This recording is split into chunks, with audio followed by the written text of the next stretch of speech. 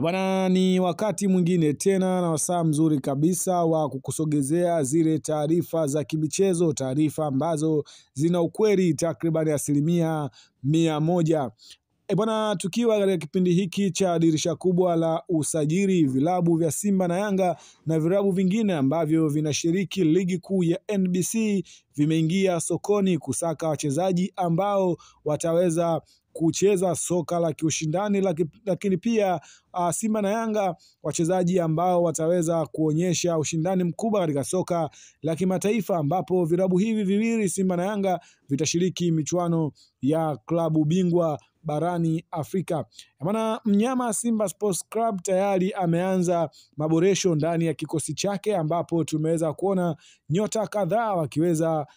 kupewa mkono wa kwaheri ndani ya klabu hiyo, na mmoja ya wachezaji ambao tayari wamesha aga ndani ya klabu ya soka ya Simba ni Fabrice Ruamba Ngoma. Lakini pia taarifa ambazo tumezipata, Debra Fernandez Mavambo naye tayari ameshapewa mkono wa kwaheri ndani ya klabu ya soka ya Simba. Lakini pia katika upande mwingine, golikipa Ayub Rakridi, mchezaji kutoka Morocco, mchezaji huyu kwa taarifa ambazo zimeendelea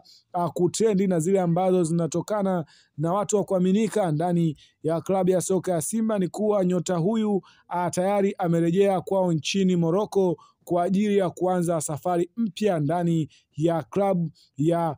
FAR Rabat, ambapo tumeweza kuona tayari nyota huyo ameweza kufanyiwa usajili na klabu ya soka ya Simba imemalizana na mchezaji huyo kwa kile ambacho wamekiona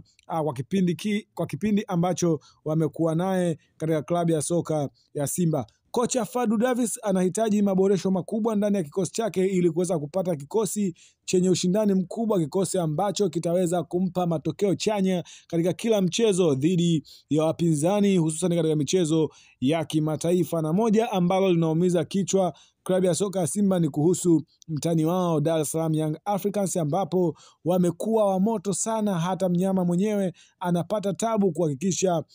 anapata matokeo mbele ya klabu ya soka ya Yanga, lakini nayo imekuwa ni ngumu kwa kipindi cha hivi karibuni, ambapo Yanga imefanikiwa kujipata vyema kabisa katika swala zima la usajili.